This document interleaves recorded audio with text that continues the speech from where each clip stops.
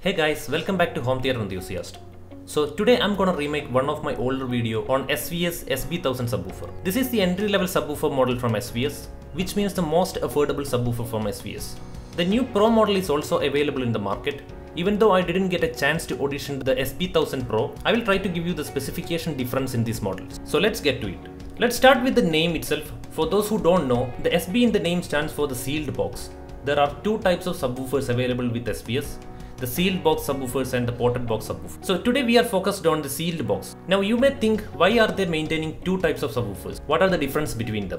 Basically, the sealed box subwoofers produce very tight bass when compared to a boomy bass from a ported subwoofer. Also, sealed boxes are known for their accurate and fast response. But when you compare to a ported subwoofer in the same segment, you may feel a little drop in the subwoofer output in a sealed model. I will give you an example. To reproduce a gunshot in a film, you need fast response and tight bass. In this case, you will get the desired output from a sealed subwoofer. On the other hand, if you're watching a Godzilla movie, you want to feel the ground thundering Godzilla footsteps that you will get from a ported subwoofer. But keep in mind that I'm talking related to the lower models like SB1000 or the SB1000 Pro models, but there are huge sealed box subwoofers like SB16 Ultra. They can produce all these frequencies and perform well in both these cases, because I have tested these subwoofers in my own home theater. I am currently using the SB16 Ultra. Those who want to see the unboxing, reviews or demo, I will provide the link in the description. Also, sealed box subwoofers are very good for music because a boomy bass from a ported subwoofer may not be apt for some music listeners. So now let's look at the SB1000. It has a 12-inch front firing driver and a cloth grille with pin and cup retention system. Also a cube-shaped cabinet design with 13.5-inch height, 13-inch width and 14-inch depth. It has a compact design. That's why it's very much suited for those who have space constraints in your room. This unit weighs 27 pounds, almost 12 kilograms. It uses Sledge STA300D Class D amplifier with 300 watts RMS continuous power and a 700 watts peak dynamic power. Now look at the frequency response graph provided by SVS for this product. This is a SPL versus frequency graph. The x-axis contains the frequency hertz and y-axis contains the corresponding output level in decibel. This subwoofer can handle a frequency range from 24 Hz to 240 Hz.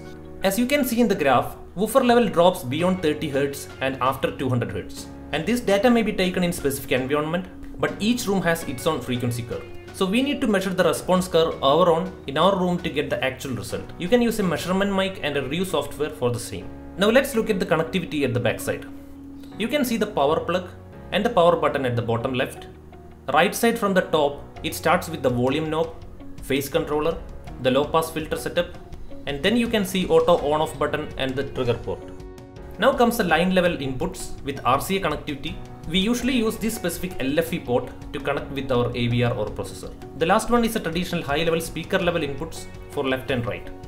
So I hope you guys got an overall idea of this product. Now we will look at the difference in the new Pro model. The new SB1000 Pro has the same 12-inch driver with an increased power of 325 watts RMS continuous and an 820 watts peak dynamic power. The dimension is almost the same, but it handles a frequency range from 20 Hz to 270 Hz. Compared to the 24 to 260 Hz of the older model, this is an improvement.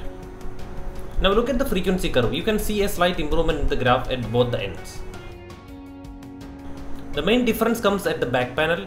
The rear panel now has the intelligent control interface, which we usually see in the Pro models. The SB1000 Pro smartphone app is the easiest way to manage subwoofer DSP and control. Definitely this is a very useful addition to your home theater subwoofer, because using a 3-band parametric EQ controller enables you to eliminate the peaks and nulls in your room up to an extent. I'm not going deep into the Pro model because I didn't audition the product yet, but I will upload the video once I got a chance to audition the same. So now I will give you a short demo for the SVS SB1000 and I will provide a link for the full demo in the video description. Thank you for watching and don't forget to subscribe.